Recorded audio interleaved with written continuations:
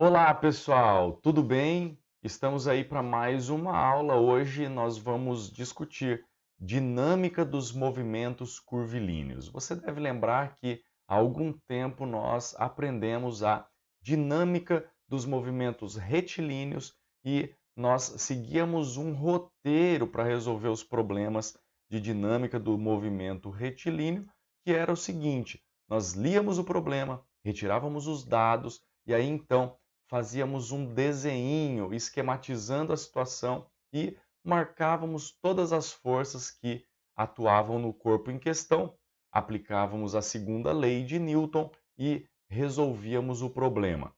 Aqui não é diferente.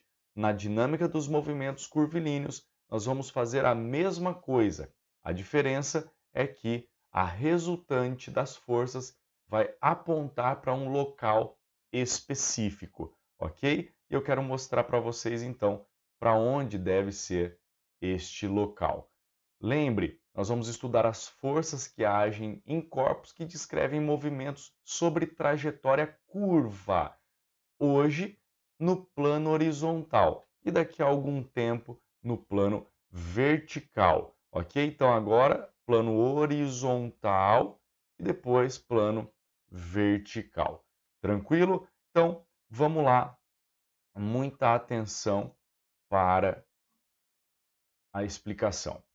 Conhecimentos prévios necessários. Você precisa lembrar do conceito de força. O que a força causa? Ela gera aceleração. Qual é o conceito de aceleração? Gera variação de velocidade. O conceito de velocidade é um vetor tangente à trajetória que varia então a posição do corpo, e o conceito de resultante, que é a soma de todas as forças que atuam no corpo. Beleza? Como calcular a resultante? Então, se nós tivermos duas forças apontando para o mesmo lado, a gente soma. Se as duas forças formarem 180 graus, a gente subtrai. Se as duas forças formam 90 graus, a gente faz Pitágoras.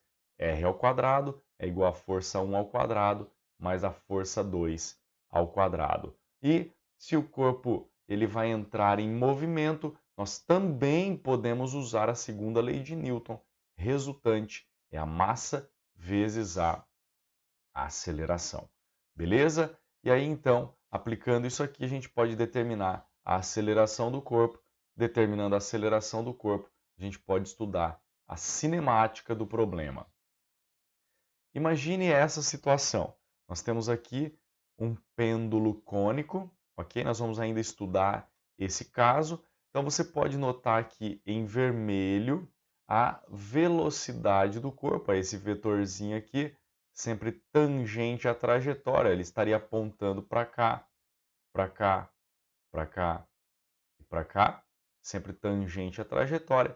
Temos aqui embaixo, ó, em vermelho também, o peso do corpo. E agora eu vou adicionar aqui a força de tração no fio, ó, ok? Tá aí a força de tração.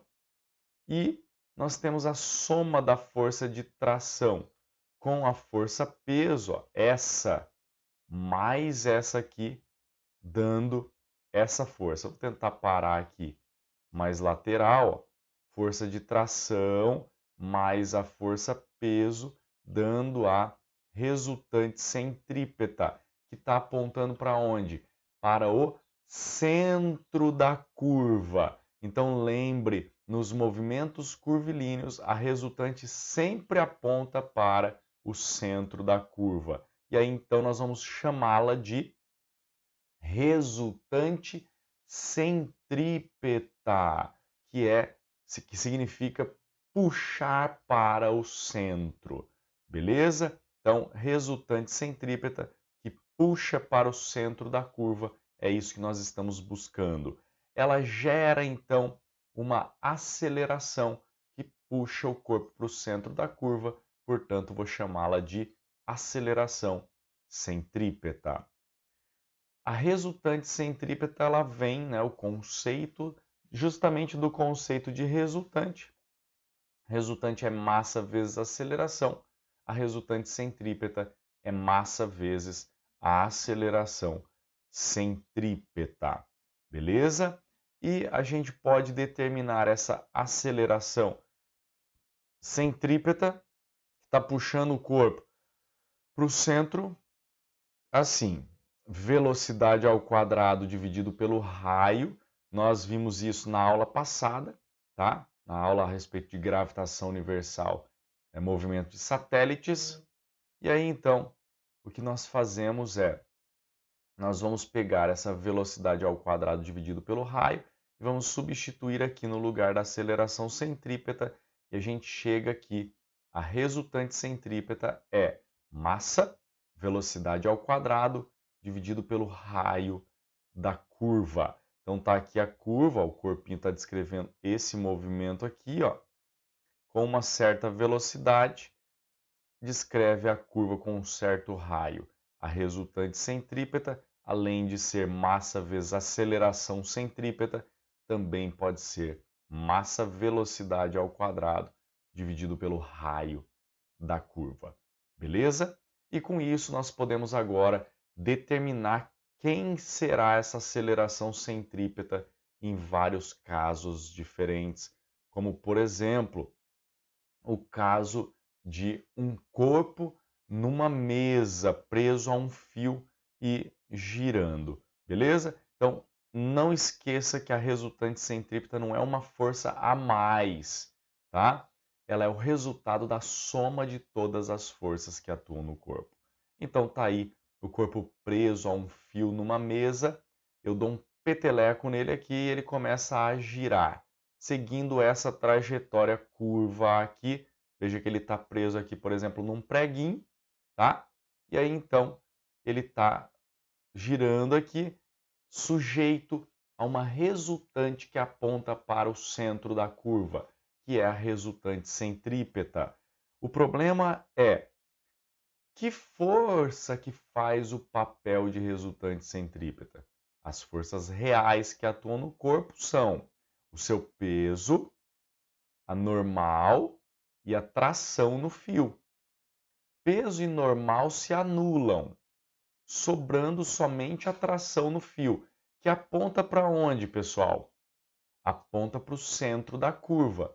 Portanto, ela é a própria resultante centrípeta, ok? Então, a pergunta a ser respondida é: que força atua como resultante centrípeta? A resposta: a tração no fio. Então, nós podemos escrever matematicamente que a tração no fio é a resultante centrípeta. Você sabe como calcula a tração?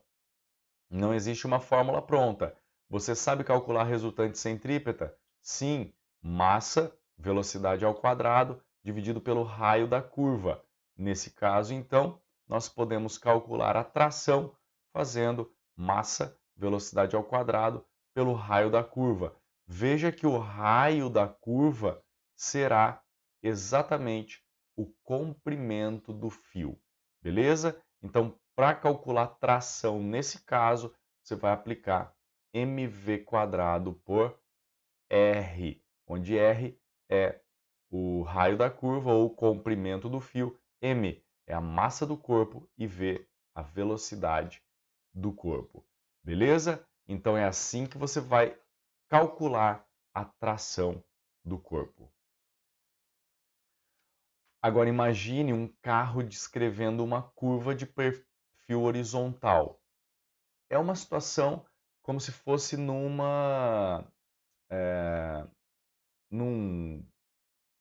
grande prêmio de Fórmula 1, por exemplo, tá? Onde o carro de Fórmula 1 descreve a curva de perfil horizontal.